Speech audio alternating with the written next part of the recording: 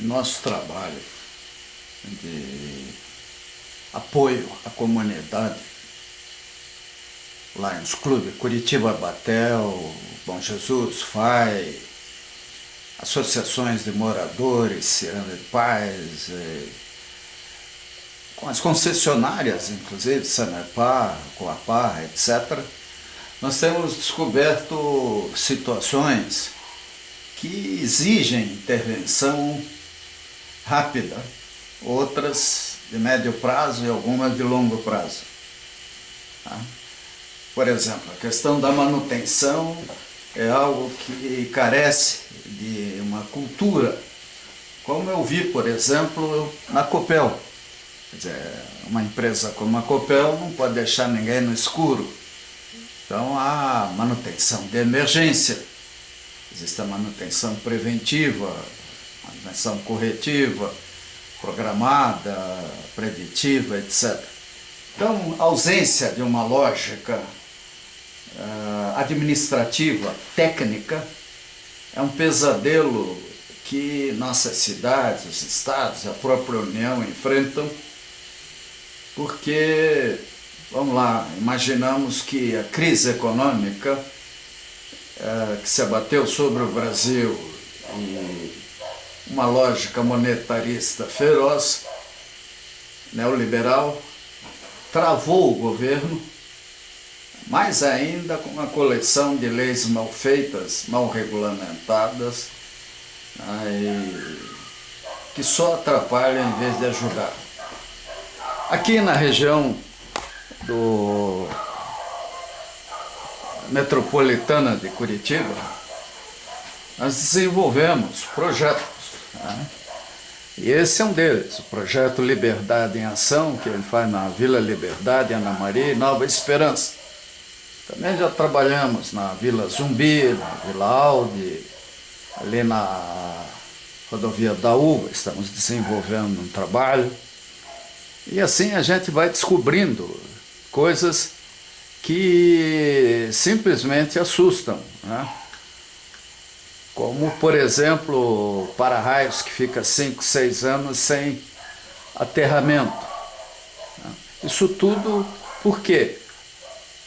Porque falta uma lógica firme de segurança nas escolas. Então, é com uma imensa satisfação que nós descobrimos que o governo do estado do Paraná está reagindo a isso, né? Por exemplo, criando o programa das brigadas escolares, né? Isso é importantíssimo porque nós temos que educar a garotada, nós temos que orientar os professores em relação a como agir para evitar acidentes e, diante de uma tragédia, de algum problema, como reagir de forma adequada para minimizar os efeitos dos problemas que possam acontecer. Então aqui nós temos esse programa, né?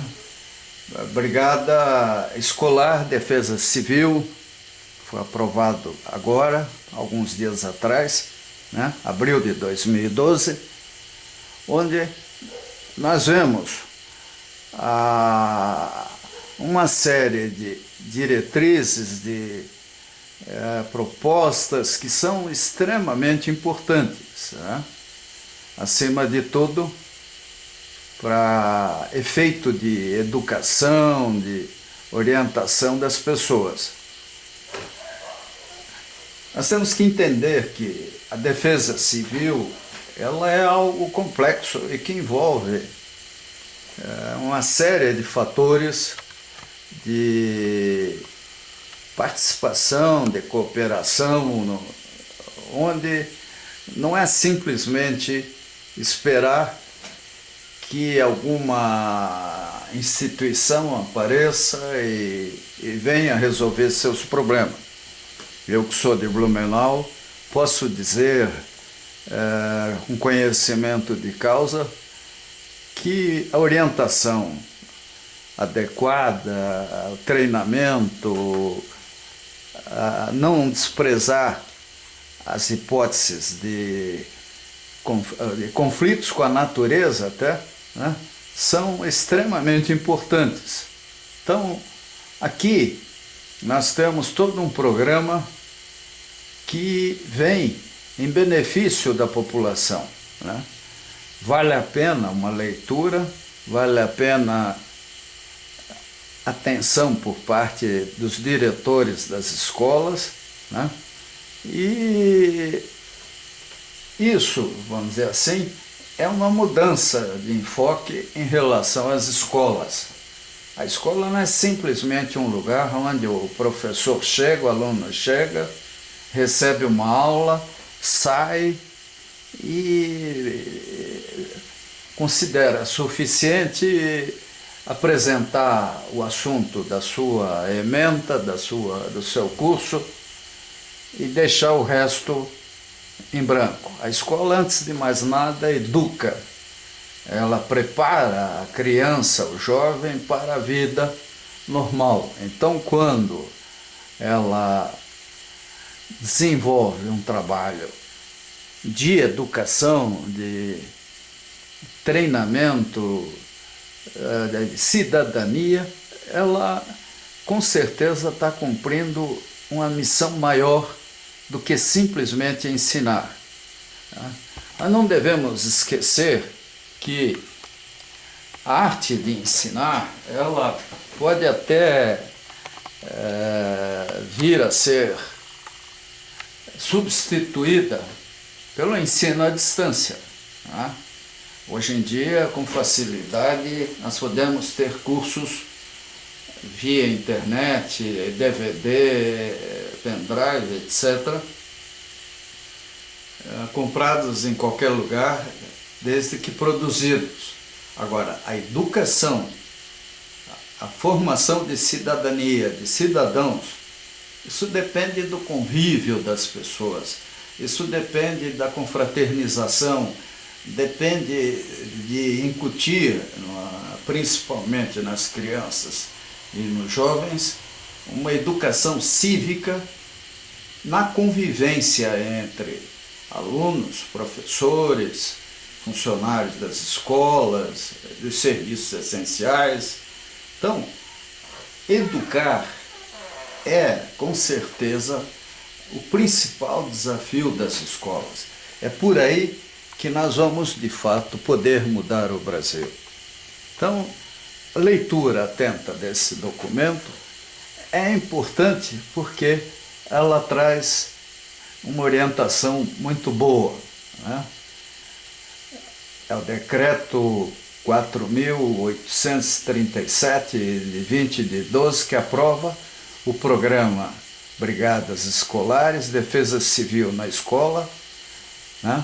Secretaria de Estado de Segurança Pública, Secretaria de Estado da Educação e Casa Militar da Governadoria. Então, isso é extremamente importante, inclusive, né, trazendo orientações para readequação das escolas da rede pública estadual, né? É o caso agora, nós estamos falando em acessibilidade, né, inclusão.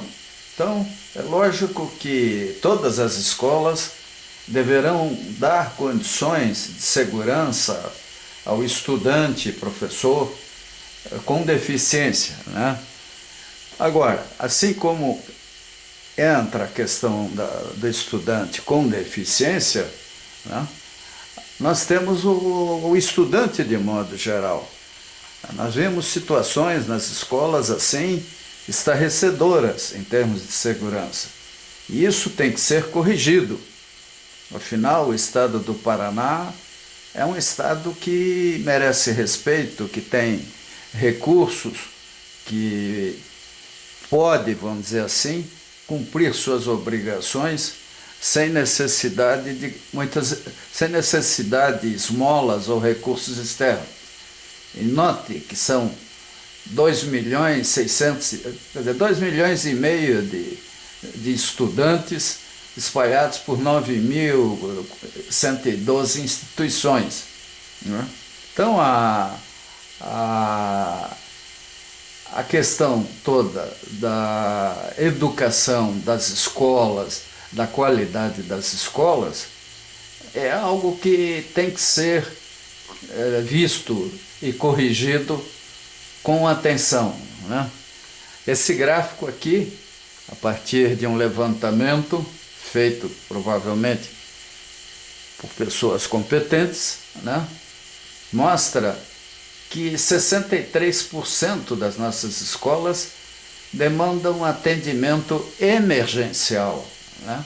Não é brincadeira, é uma situação gravíssima que precisa ser vista por todos os paranaenses quando a gente ouve falar em projetos, em programas de governo, e tudo mais. É bom entender que a criança, numa escola bem feita, ela se sente valorizada. Quer dizer, quando nós vemos o vandalismo, vemos muitas vezes a irritação do aluno com a escola, em muitos casos é porque ele está frequentando uma escola que não mostra respeito pela sua saúde, pela sua incolumidade, né?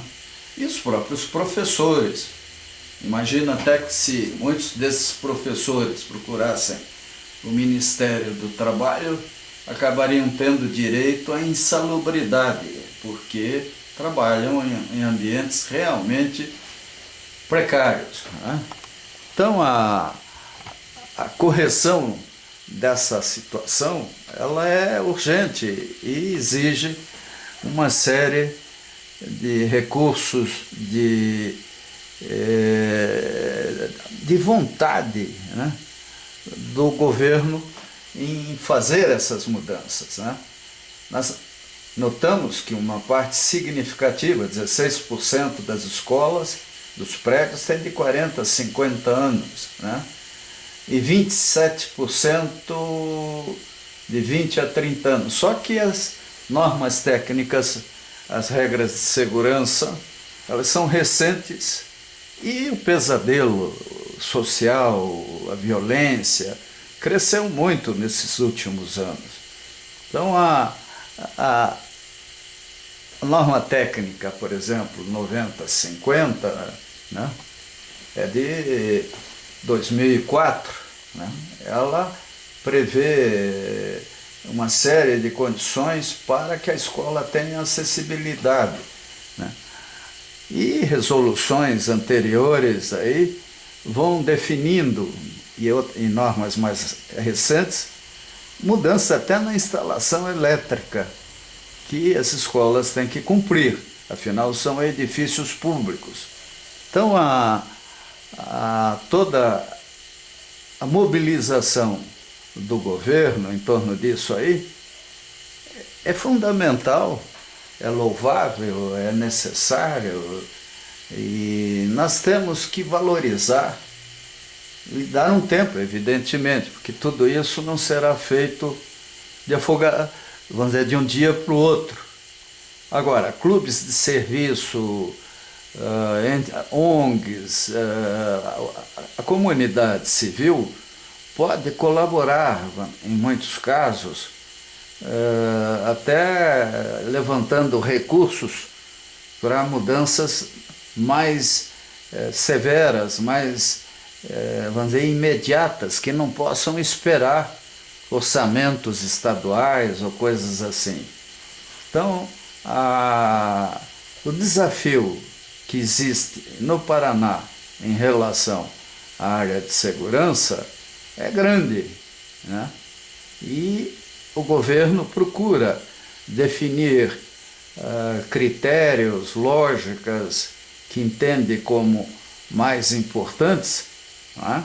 Mas eu, por exemplo, como engenheiro eletricista, fico apavorado quando eu vejo uma instalação elétrica mal feita ou um para-raios desaterrado, porque sei o que isso significa.